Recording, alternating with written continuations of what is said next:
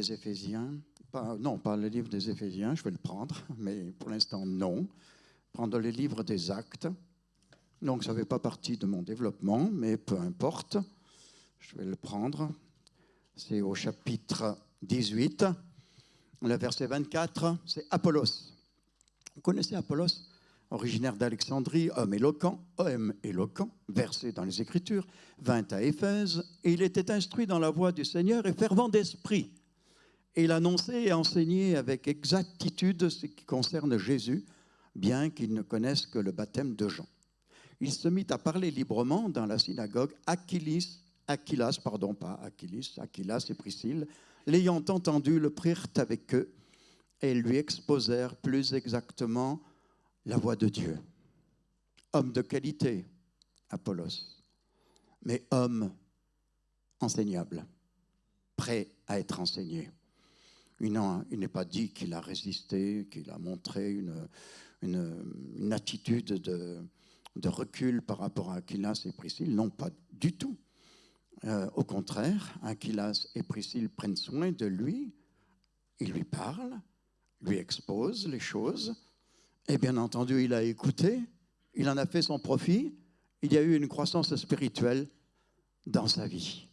Et on voit que dans les Écritures, eh bien, il est utile, très utile. Donc, il y a une souplesse à avoir, une souplesse pour être enseigné, pour apprendre et apprendre encore. Je crois que nous devons toujours apprendre et sans cesse apprendre. Personnellement, j'apprends et j'apprends encore et je suis heureux d'apprendre parce que la croissance spirituelle, quand on apprend, elle est là et on change parfois, non pas de conviction par rapport à la parole de Dieu qui reste le fondement, surtout pas toucher la parole de Dieu, ni à la vie de l'esprit, puisque ce sont les deux rails dans lesquels nous nous glissons pour avancer avec Dieu. Mais il y a parfois cette sortie des cadres du passé dans lesquels nous étions. Les cadres du passé étaient bons, ils étaient même excellents. Mais avec l'évolution, les cadres sont passés, sont même dépassés.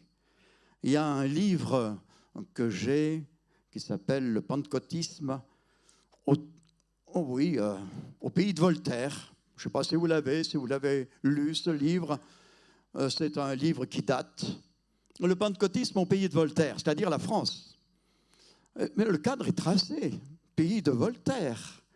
Un pays marqué par la laïcité, marqué par la Révolution française, marqué par un tas de choses. Et Voltaire n'était pas axé du tout sur Dieu.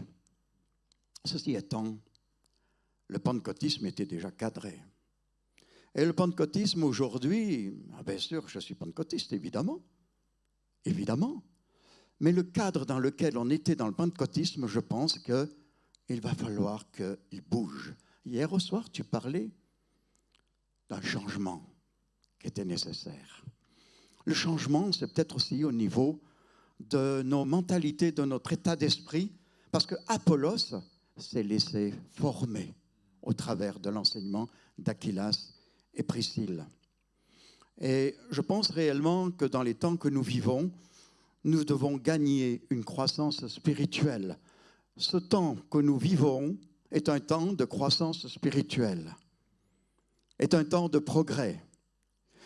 Tout à l'heure, je me posais la question, et c'est vrai, compte tenu de la discussion que j'ai eue avec le frère, est-ce que le temps de notre rassemblement est un temps programmé par Dieu ou simplement par volonté humaine? En l'occurrence, notre cher frère Emmanuel. Et puis de nous tous, attention, de nous tous aussi. Non, je pense que c'est un temps de Dieu, voulu par Jésus. Et tout simplement, les uns et les autres se sont soumis à la volonté de Dieu, ce qui veut dire qu'il y a là une opportunité de Dieu pour la croissance. Pas uniquement la croissance dans notre dimension personnelle, mais la croissance entre nous tous.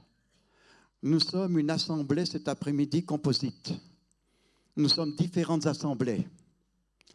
Honnêtement, vous savez, en général, j'aime parler franc. J'ai l'habitude.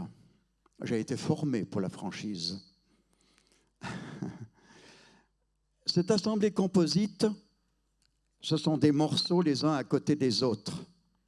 Et en même temps, il y a l'unité. En même temps, nous sommes le peuple de Dieu, l'assemblée de Dieu. On est bien d'accord, évidemment. Mais cette assemblée composite a quelque part des morceaux étanches. Et l'étanchéité doit céder. Elle doit partir.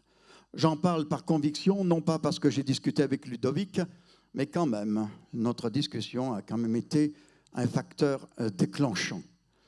Quand je regarde la parole de Dieu dans le livre d'Ézéchiel au chapitre 37, vous connaissez bien le chapitre, c'est la vallée, ça ne fait pas partie de mon développement, hein, mais je vais le prendre après. Mais ça va se rejoindre. Hein. Oui, merci. Mais tu m'as dit 40 minutes, donc je vais écouter, je suis obéissant. C'est la vallée des ossements, remplie d'ossements, et puis là, Ézéchiel qui voit la vision de ces ossements, bien entendu, ces os qui sont complètement desséchés, hein. Il n'y a pas de vie du tout. Voilà qu'ils reprirent vie, ils se tinrent sur leurs pieds, donc les os se sont rapprochés les uns des autres avec un cliquetis, avec un bruit pas très agréable sûrement, mais voilà qu'il y a une armée nombreuse, très nombreuse. Mais ce n'est pas ça que je veux prendre dans le chapitre 37. C'est à partir du verset 16.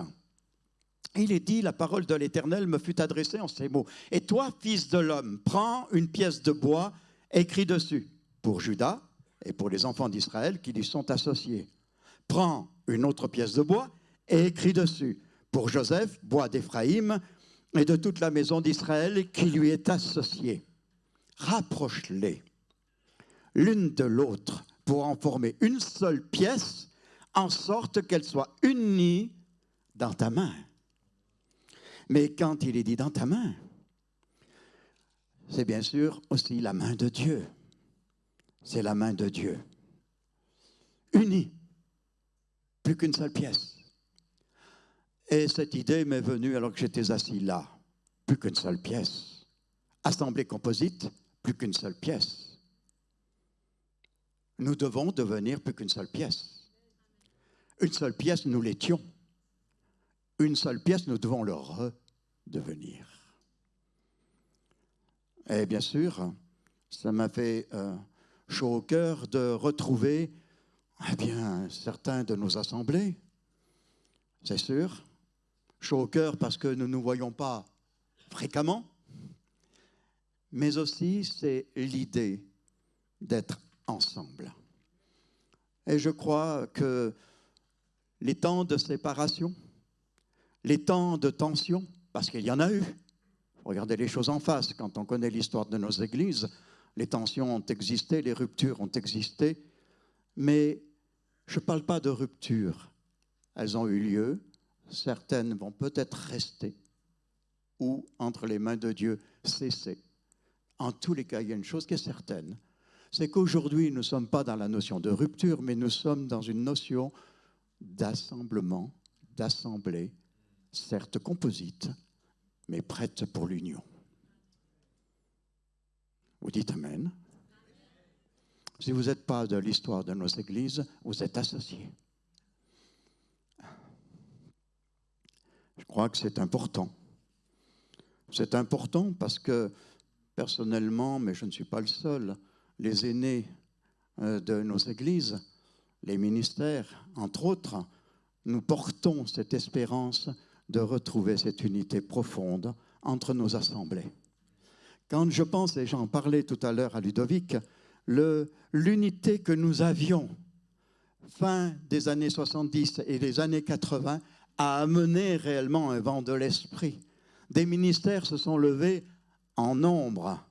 La mission a reçu des missionnaires de la part de nos églises. Et c'était un mouvement, waouh, qui est monté en flèche. L'union, elle était là, la ferveur devant Dieu était là, l'union était réellement là. Je crois à l'unité de l'Église. Pourquoi? Parce que c'est biblique. La parole de Dieu nous le dit.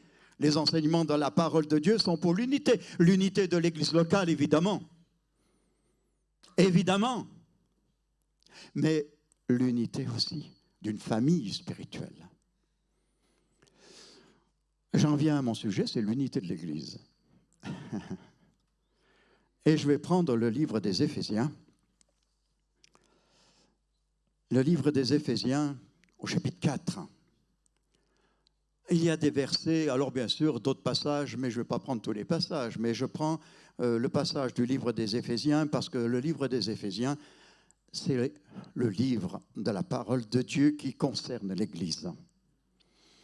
Et il est dit au verset 1er, je vous exhorte donc, frères, je vous exhorte donc, moi, le prisonnier du Seigneur, dans le Seigneur, à marcher d'une manière digne, de la vocation qui vous a été adressée, avec humilité et douceur, avec patience, vous supportant les uns et les autres, avec amour, en vous efforçant de conserver l'unité de l'Esprit, du Saint-Esprit, par le lien de la paix. Cette unité est voulue par Dieu. Et le verset 3, il est dit « Efforcez-vous de conserver l'unité que donne l'Esprit de Dieu dans la paix qui vous lie les uns aux autres. » Nous sommes directement concernés en tant qu'Église locale et inter-Église, pour le coup. Et c'est important. Il y a là une affirmation massive, solennelle, de la part de l'apôtre Paul. Il dit ensuite, et c'est toujours l'unité, il y a un seul corps, un seul esprit, le Saint-Esprit, comme aussi vous avez été appelés à une seule espérance par votre vocation. Il y a un seul Seigneur, une seule foi, un seul Seigneur, c'est Jésus, le Christ.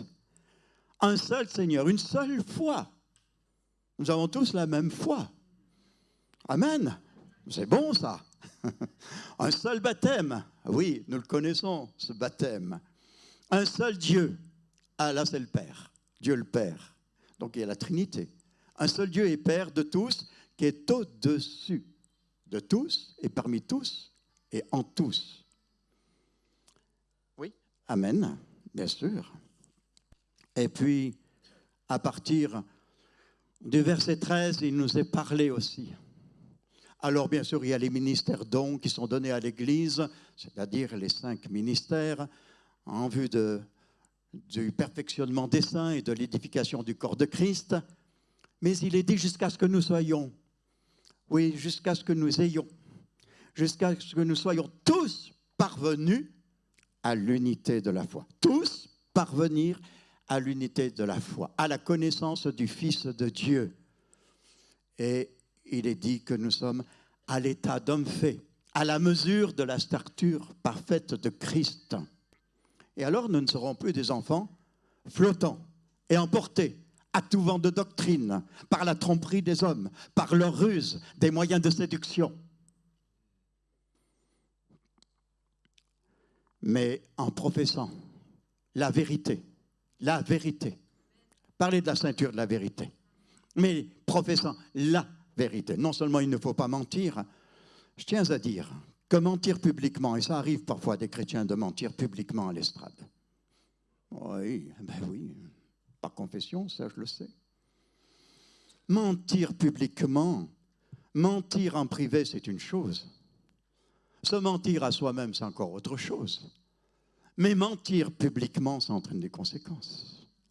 Et la personne qui avait menti publiquement, bien sûr de manière calculée, a connu un tremblement intérieur qui s'est traduit même par sa vue. Sa vue a bougé, a oscillé, et la personne a vu un tremblement se faire dans l'air. On ne ment pas à Dieu, et publiquement non plus. Voulant tromper les hommes, on ne trompe pas Dieu. C'est évident. Mais en professant la vérité dans l'amour, nous croîtrons à tous égards en celui qui est le chef Christ. C'est la croissance. La vérité, nous l'avons. Oui? Oui? Dans l'amour, hein, pour ne pas blesser l'autre. Mais nous croîtrons. Et il y a la croissance. À tous égards. c'est la richesse, c'est l'abondance. En celui qui est le chef, Christ. Il est le chef, Christ. Et il est le Christ de l'Église, le chef de l'Église, la pierre d'angle. Et nous le savons, bien sûr. Alors, bien sûr, il y a les ministères. Mais c'est Jésus, c'est le Christ vivant qui est le maître de l'Église. Et ensuite, il est dit, c'est de lui. Et grâce à tous les liens de son assistance, en parlant de Jésus, grâce à tous les liens de son assistance, le corps, bien coordonné, et formant un solide assemblage. Regardez un peu quand même. Il est bien coordonné, le corps de Christ, et formant un solide assemblage. J'aime ça. Il y a la solidité, mais la fragilité aussi. La preuve, hier au soir, quand Emmanuel parlait des divisions, des séparations, mais combien on en a connu. Quand je pense à mon fils Jonathan qui me dit, mais ça fait 40 ans que j'entends ça. Non, il a 40 ans. Ça fait 40 ans que j'entends ça. Oui. Oui, il est né dedans. Hein. Non, c'est pas de sa faute. N'empêche, c'est bien juste. Ah oui, formant un solide assemblage. Eh oui. Alors, le corps bien corné, bien formé, coordonné, il tire son accroissement, il tire sa croissance. Selon la force qui convient à chacune de ses parties, la force qui convient à chacun d'entre nous, la force spirituelle qui est là au travers de votre vie, se conjugue de l'un à l'autre pour amener le corps de Christ à une croissance véritable. Vous êtes tous concernés, autant les uns que les autres. Selon la force qui convient à chacune de ses parties, et bien sûr le corps alors s'édifie lui-même dans l'amour. Oui, l'amour. La vérité dans l'amour, l'édification dans l'amour. Oh, ça enlève tous les dangers de la division et de la séparation. Je dis bien, ça enlève. Mais quand je pense à ce verset 3, nous est forcé de conserver l'unité de l'esprit par le lien de la paix. Oh, c'est un sacré bémol, hein? Vous efforçant, il faut vous forcer. Il faut me forcer. Et c'est vrai, j'en ai fait des efforts. Et vous aussi, puisque nous sommes là. Vous efforçant de conserver. On a reçu l'unité du Saint-Esprit. C'est un don de Dieu. Cette unité a été reçue. Et comment vous allez me dire, mais l'unité du Saint-Esprit, c'est une force incroyable. C'est le Saint-Esprit qui donne cette unité. Donc, elle est incassable. Il ne peut pas y avoir de rupture, et pendant la rupture, elle est là. Combien de fois nous l'avons vécu? Combien de fois Emmanuel l'a vécu en tant que pasteur? Et puis combien de fois aussi les pasteurs qui sont là au milieu de nous l'ont vécu? Mais nous l'avons tous vécu. Et oui, mais cette unité de l'esprit est fragile, puisqu'elle dépend de la relation des uns et des autres. Et la paix doit être là. Et oui, le lien de la paix. Oh, c'est le bon lien. Frères et sœurs, on doit gagner du terrain. Ce matin, en écoutant Yves, j'étais touché. Parce que son regard sur l'Église m'a touché. Je le lui ai dit d'ailleurs. Je dis, je ne te reconnais pas. Mais tu as réellement changé. Ah oui. Et oui, il a réellement changé. Et c'est beau. C'est bien. Waouh. Et c'est le regard, c'est vrai, c'est le regard de Dieu sur son Église, parce que c'est l'épouse de Christ, mais en même temps, nous sommes un joyau entre les mains de Dieu. Il ne faut pas l'altérer, ce joyau. Quand il est dit que le vase de terre que nous sommes a un trésor, mais il y a un trésor total et global dans la vie de l'Église. C'est la raison pour laquelle le rassemblement est si précieux, parce qu'il y a la bénédiction particulière de Dieu, il y a l'Esprit de Dieu qui coule, il y a l'huile qui coule sur nous tous. C'est la raison pour laquelle nous sommes appelés à vivre l'Église et l'aimer aussi. Et c'est la raison pour laquelle nous ne voulons pas que cette part avec Dieu soit touchée d'une manière ou d'une autre. Ça va? Je m'emporte pas, hein? Non, non. L'unité de l'Église n'est pas un mythe. Elle est donnée au point de départ, comme elle est aussi promise comme un point d'aboutissement, un point d'arrivée. Il y a deux aspects. L'unité est donnée au point de départ. L'affirmation de Dieu au travers de l'apôtre Paul, là, est solennelle, c'est massif. Et puis, réellement, nous sommes appelés à une seule espérance par notre vocation, mais nous avons chacun pour notre part une vocation à accomplir dans le cadre de l'Église. Et nous sommes animés d'une seule espérance. C'est quand même l'unité. On ne va pas se diviser, se concurrencer au travers de notre vocation et de notre appel. Parfois, on s'empiète les uns sur les autres et on se piétine. C'est la course, la compétition, la jalousie. Et c'est important parce que l'espérance, elle s'attache aussi à l'appel, dit la parole de Dieu. Elle s'attache à la vocation, à l'appel. L'appel qui est le point de démarrage de la vocation. Les deux aspects sont pris en compte dans la parole de Dieu. Et réellement, frères et sœurs, il n'y a pas à avoir un esprit de compétition.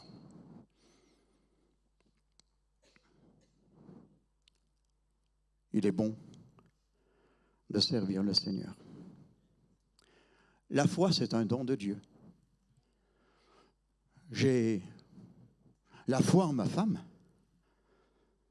en tant que femme de Dieu, mais mon épouse. Mais la foi que j'ai en mon épouse, humainement parlant, c'est la sécrétion de mon cœur qui parle. Mais quand je regarde la servante de Dieu, comme vous toutes, alors c'est plus mon cœur qui parle, mais c'est réellement le don de Dieu qui m'a été donné au travers de mon épouse. Oui. N'est-ce pas, Josué? Emmanuel. Ah oui, et puis j'en citerai d'autres. Excusez-moi de vous nommer. Mais dans Galates 3, versets 26 à 28, on est tous fils de Dieu par la foi en Jésus-Christ, tous. Vous tous qui avez été baptisés en Jésus-Christ, oui, c'est le baptême que nous avons connu, qui nous permet de participer de manière visible au travers d'un symbole, c'est le baptême d'eau, participer donc à la mort et à la résurrection de Jésus-Christ. Il y a communion au Seigneur, mais cette communion est simplement attestée sur l'instant par le baptême d'eau, mais combien elle est vécue dans un développement dans la suite de notre vie. Et avant même le baptême d'eau, parce que nous sommes nés de nouveau et que nous connaissons le Seigneur Jésus et que nous l'attestons publiquement par le baptême d'eau. Donc, on n'a pas à élaborer, à fabriquer l'unité. Non, surtout pas. Soit c'est donné par Dieu, voulu par Dieu, et je crois que réellement, les temps que nous vivons, là, durant ces heures, c'est voulu par Dieu. Hier au soir, je n'avais pas cette pensée. Je n'avais pas ce vécu intérieur. L'unité de l'Église nous est donnée au point de départ. À nous de veiller à la garder, cette unité qui est donnée par l'Esprit de Dieu. Et bien entendu, on regarde à celui qui est le chef de l'Église, c'est-à-dire Jésus-Christ, qui est la pierre d'angle. Mais il faut saisir cela par la foi, frères et sœurs. L'unité de l'Esprit ne saisit pas, on ne la saisit pas de manière palpable sur l'instant. On ne la voit pas. Il faut la saisir par la foi. Mais ce don donné par le Saint-Esprit est tellement important. Et la foi nous est donnée également comme don, puisqu'il y a réellement la vie de foi que nous avons reçue par le Seigneur. Donc l'unité nous est donnée, on doit la maintenir par la foi, à défaut de la vue sur l'instant. Eh oui, il y a un prix à payer. Moi, on n'a jamais connu, Emmanuel et moi, de problème de relation. Jamais. Dieu nous a préservés. Ouais. Pardon? Je suis un garçon gentil. Ouais. Ce qui veut dire que je suis moi.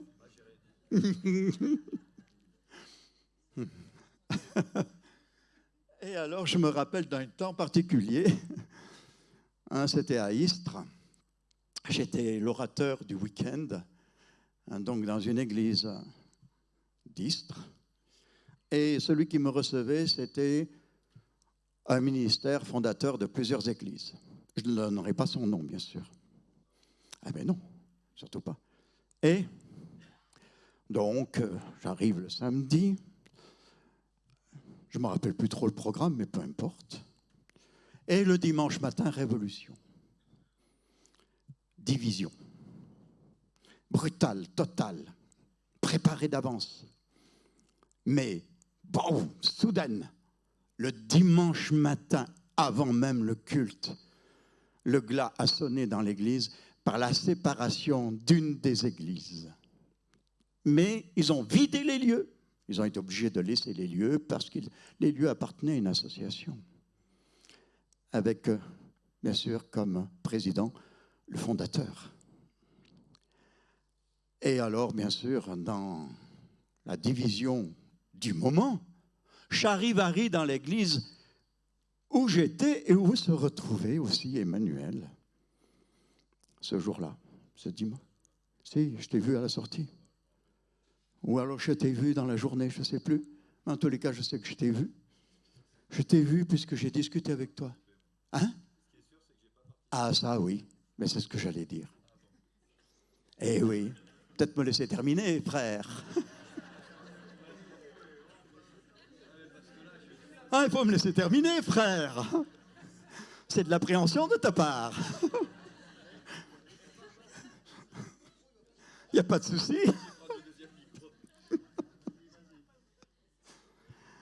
Alors, non seulement je l'ai vu, mais il était comment dire, dans une discussion avec un couple âgé. Ça, je m'en souviens bien du couple âgé. Un couple âgé qui était réellement dissident, qui était en train de fulminer après le responsable principal des églises. La division, oui, finalement, elle était voulue, et voilà, donc il fallait prendre les choses telles quelles. Et toi, tu étais en face, et puis tu es parti. Tu es revenu, et ça, je m'en rappelle très bien. Tu avais les cheveux blonds.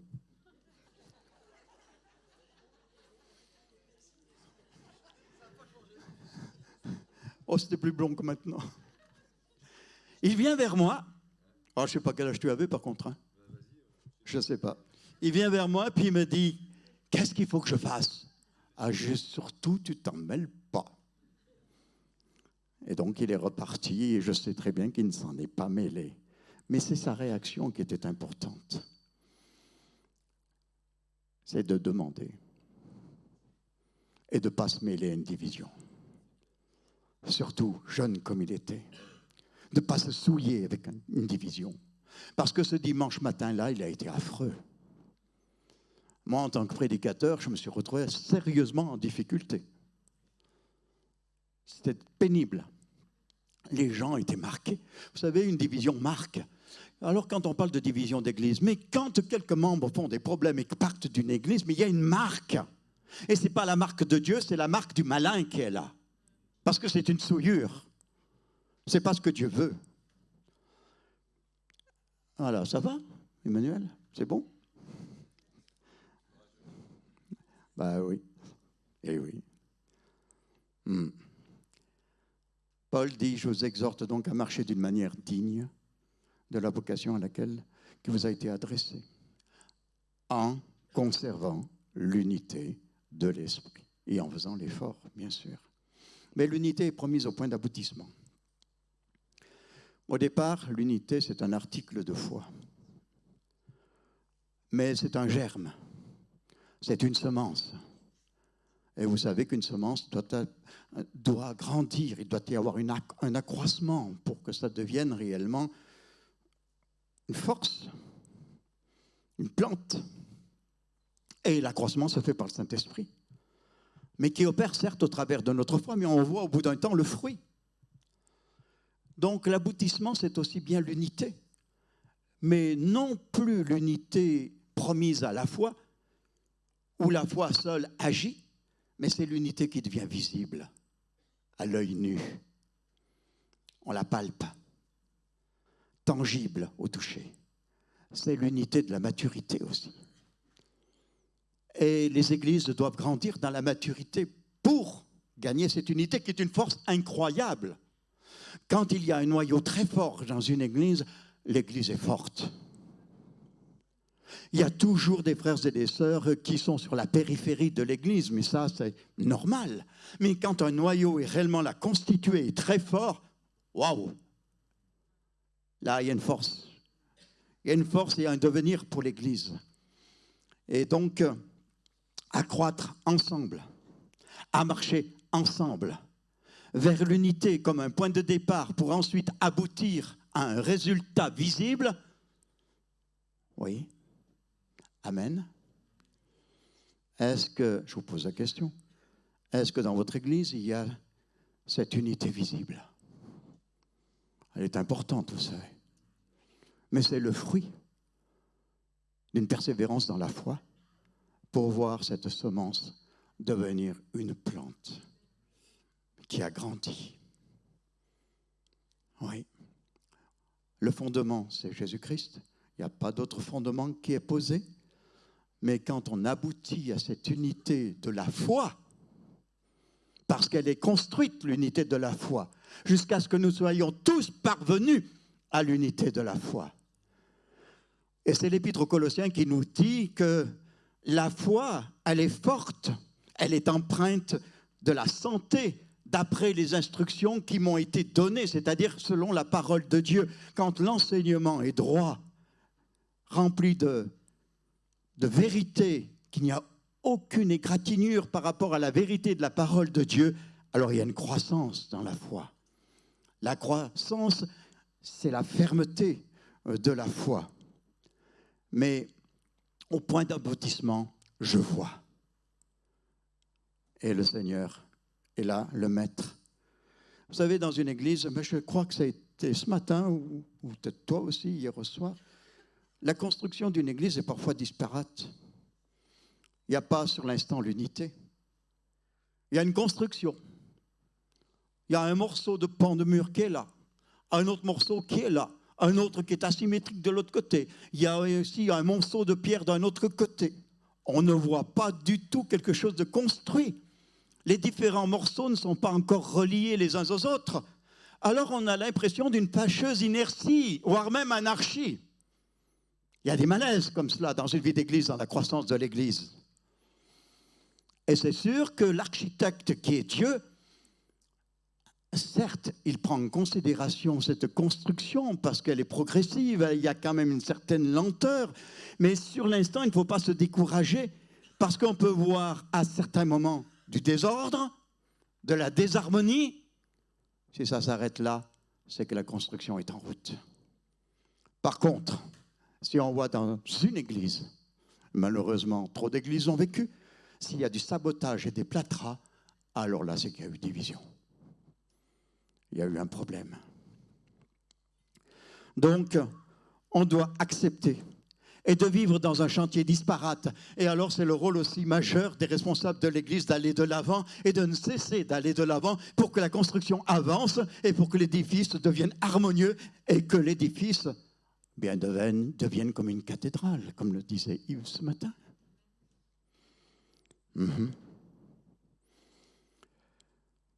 Il faut se mettre à la tâche. Il faut travailler. Dieu nous invite à revêtir notre blouse de travail pour aller travailler comme un maçon qui construit une maison.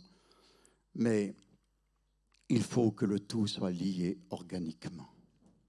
Il faut regarder l'ensemble. Et quand on parle de vision, la vision passe par le leader. Je rejoins tout à fait ce que dit Emmanuel. La vision passe par le leader. La vision passe par le leader. La vision passe par le leader. Elle ne passe pas par plusieurs responsables. Elle passe par le leader de l'Église. Vous êtes d'accord? C'est important. Parce que si la vision est portée par plusieurs responsables, à un moment donné, il y a des déraillements. Or, celui qui est le responsable principal, le ministère, est là pour avoir la vision, parce qu'elle est donnée par Dieu. Le papa Peter Schmidt, c'était un homme, bon, il disait, j'ai reçu telle chose, pas autre chose. Et cela, il le maintenait envers et contre tout, et il le répétait régulièrement. Et parfois, je me disais, quand même, il ne bouge pas du tout. Mais il a eu raison. Il a eu la vision de départ. Et il a maintenu le cap. Et je crois que c'était bien, tout à fait sa part. La preuve, l'Église d'aujourd'hui. Il faut regarder le jeu de l'ensemble. Et c'est le rôle, bien sûr, d'un ministère de regarder le jeu de l'ensemble, mais aussi chacun d'entre nous, nous devons regarder le jeu de l'ensemble. Parce qu'on peut très bien entraver le plan du constructeur, le plan de Dieu. Il y a un combat de l'unité. Et il ne s'agit pas de gagner l'uniformité, parce que l'uniformité, c'est un appauvrissement et une erreur. Mais l'unité dans la diversité amène. Mais la diversité amène une richesse incroyable. Et c'est là que nous avons tous, et chacun, une vocation, avec une espérance qui est unique. Nous sommes tous remplis de la même espérance, mais avec une vocation qui est différente les uns des autres. Et réellement, que nous soyons tous des ouvriers pour l'unité. Le mot communion, on l'emploie beaucoup, hein, la communion fraternelle. Frère, ma sœur, moi, je perds les prénoms. Hein. Et alors, quand j'ai quelqu'un en face de moi dont j'ai oublié le prénom, je dis mon frère ou ma sœur. Le problème, il est réglé.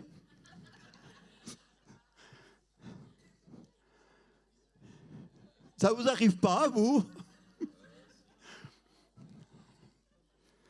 Le mot communion, ça veut dire union.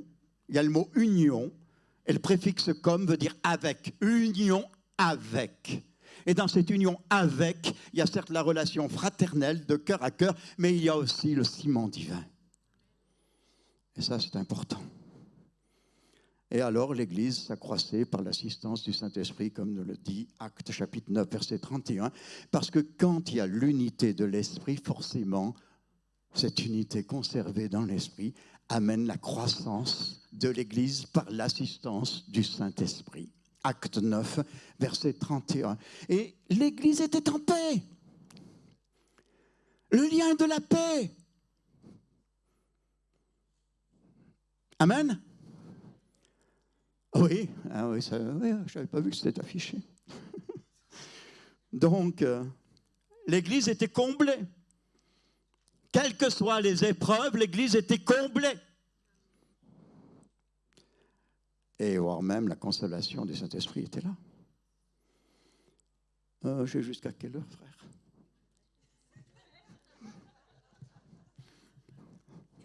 Ça a avancé, hein?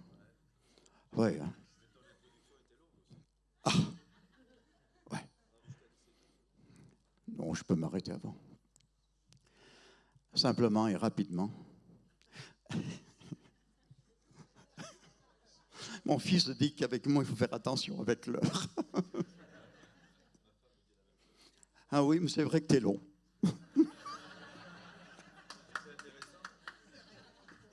Ah oui, j'avoue qu'hier soir, c'était très intéressant. Ah oui, pas de problème. Un petit peu m'assassiner, après, pas de souci.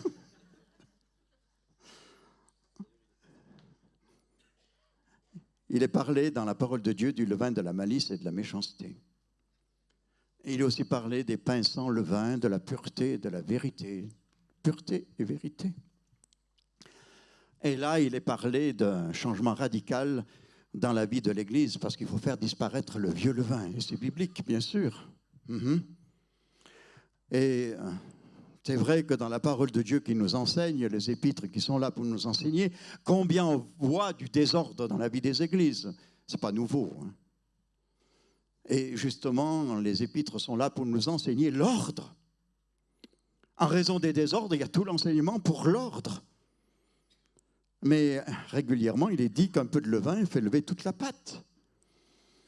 Et c'est vite fait, vous savez, ce peu de levain qui fait lever toute la pâte.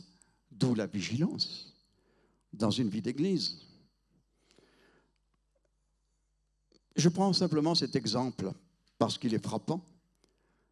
C'est dans l'église de Corinthe, la première épître au chapitre 5, verset 1.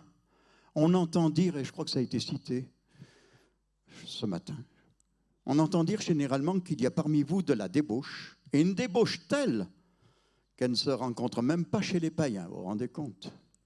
C'est au point que l'un de vous a la femme de son père. Ouais, il faut le faire, hein. Mais vous savez, par les temps qui courent, on peut s'attendre à tout. Oui ou non? Oui. Quand je me suis converti, je voyais l'église, mais d'une beauté. Mais j'avais le regard de celui qui découvre la vie de l'église. Mais ce qu'a dit Yves ce matin, c'est exact, à 100%. Combien c'est beau. Mais au fur et à mesure que j'ai avancé, premier problème, deuxième problème, puis je deviens responsable dans l'église. Alors là, les problèmes. Ah oui, oui. Surprise. La surprise était là, puis ensuite c'est passé.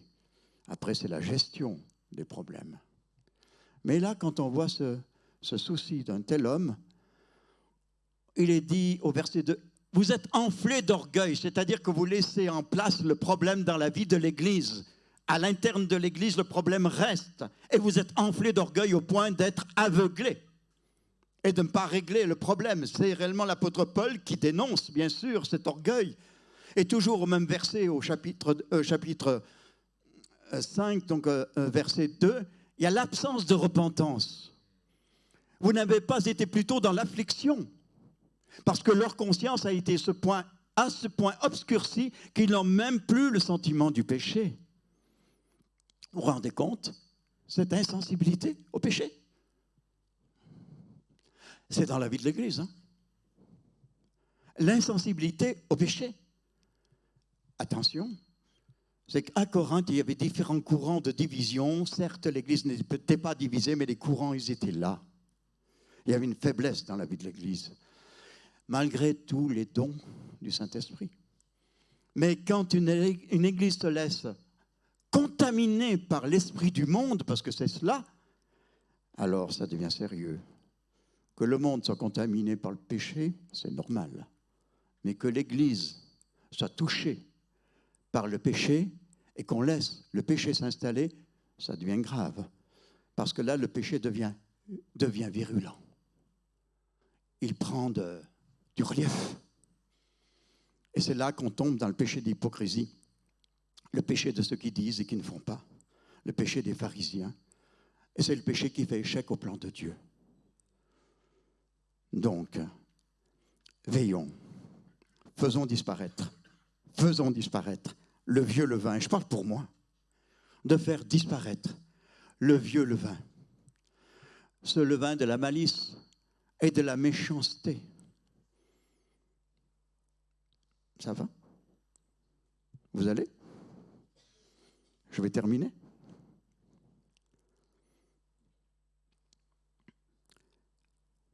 À nous d'éviter tout heurt, tout problème dans la vie de l'Église où s'affrontent malgré tout des susceptibilités multiples. Et j'ai choisi les mots. Hein. Il y a des susceptibilités. Il y a des gens susceptibles. Combien des chrétiens sont susceptibles? Mais alors c'est multiple. Ouh! Il suffit qu'il y ait un moment de crise. Ouh! Ça se lève. Alors celui qui est droit dans ses bottes, brutalement il dévie. C'est uniquement un appel de la vie charnelle. Alors, pour le meilleur moyen de faire disparaître ces dangers, il faut réellement que tout ce qui adhère à notre vie intérieure et qui n'est pas bon soit enlevé. Je prends ces mots, c'est l'expression, la rouille intérieure, la moisissure intérieure. J'ai choisi les mots. Hein. La rouille, la moisissure intérieure dans mon âme qui souille ma vie, mais qui va vicier l'atmosphère de l'Église. Ça, faut l'enlever, ça. L'autre jour, mon épouse a un manteau qui était taché, alors réellement taché, hein. Franchement, et puis on ne savait pas pourquoi, et je crois que oui, ça s'est fait sans qu'on le sache, peu importe, mais elle me le montre réellement taché. Alors bien sûr, c'était ennuyeux. Bien sûr que prompte à la tâche, elle a enlevé les taches. Normal, hein? C'est normal. Mais il faut être prompte à enlever les taches de notre cœur, les souillures de notre âme, qui nous compromettent devant Dieu de toute manière, hein? C'est clair. Alors, si on n'arrive pas à s'en débarrasser, il y a quand même un problème. Il ne faut pas patauger dans nos ornières. Pardon d'être franc. Mais le mauvais levain fausse les relations dans l'Église. Et ça vient de ma vie intérieure. Et c'est la raison pour laquelle, dans l'autre idée aussi d'être un corps solidement attaché, fermement attaché et solidement assemblé, c'est Colossiens 2, verset 19 qui nous dit que nous sommes assemblés par des jointures et des liens qui permettent à l'Église de s'accroître. Ces jointures et ces liens, c'est l'amour, la paix, la pureté intérieure. Ça va? Une dernière pensée, et je vous laisse ça sur le cœur. L'Église actuelle, compte tenu des temps que nous allons vivre, ce n'est pas une garderie pour nous garder des influences de l'extérieur. Il faut gagner de la force en Christ, chacun pour notre part. L'Église n'est pas non plus une serre dans laquelle se trouvent des plantes délicates et dès qu'elles sont dehors, la plante s'étiole et s'efface. Non. Le christianisme douillet, infantile, n'est plus pour notre temps. Je suis franc. Paul et Silas en prison chantent dans la nuit. Ils sont libérés. Les chrétiens de tout temps ont été battus par la vie, par les circonstances, les événements, battus par la vie, mais toujours debout, parce que la grâce de Dieu a coulé et que la victoire est assurée. Amen. Et Dieu marche devant nous. Soyez bénis et richement bénis.